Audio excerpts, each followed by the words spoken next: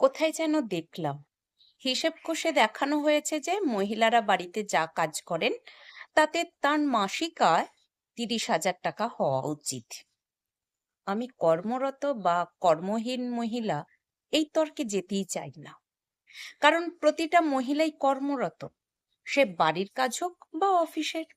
কিন্তু বিরক্ত হলাম শুধু এটা ভেবে যে জ্বর হলে মায়ের জলপট্টির দাম 30,000 টাকা, বা খুব ক্লান্ত হয়ে বাড়ি ফেরার পর স্ত্রীর ভালোবাসা, আবেগ ও অপেক্ষা ভরা 1 কাপ চায়ের দাম মোটে 30,000। বা ভাবলে কি তাজ্জব লাগে যে মেয়েরা নিজেদের সমস্তটুকু বিসর্জন দিয়ে শুধুমাত্র সংসার নিয়ে মেতে থাকেন। 40 ডিগ্রি তাপমাত্রাতেও শুধু প্রত্যেকের পছন্দের রান্না করতে ঘন্টার পর ঘন্টা হেসেলে কাটান।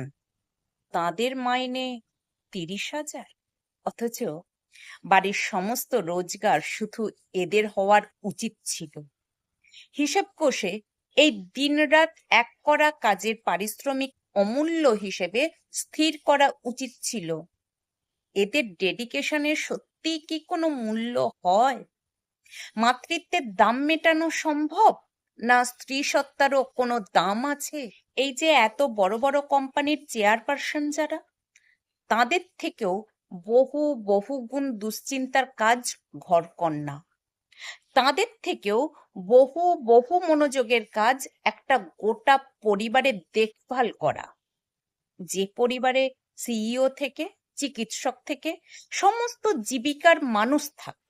তাই 30,000 টাকা পারিশ্রমিক বলে আর শুনে যারা আনন্দ পাচ্ছেন, তাদের লজ্জা হওয়া উচিত।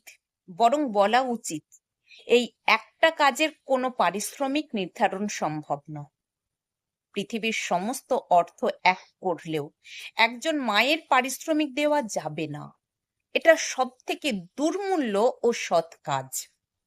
এই কাজের পারিশ্রমিক বাড়ির একমাত্র প্রত্যেকের ভালোবাসা আর মানবিকতা দিয়ে কিছুটা হলেও মেটানো সম্ভব।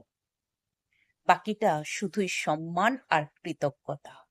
কারণ বিনা পারিশ্রমিকে ওনারা আমাদের দেখভাল না করলে আমরা কোথায় ভেসে যেতাম?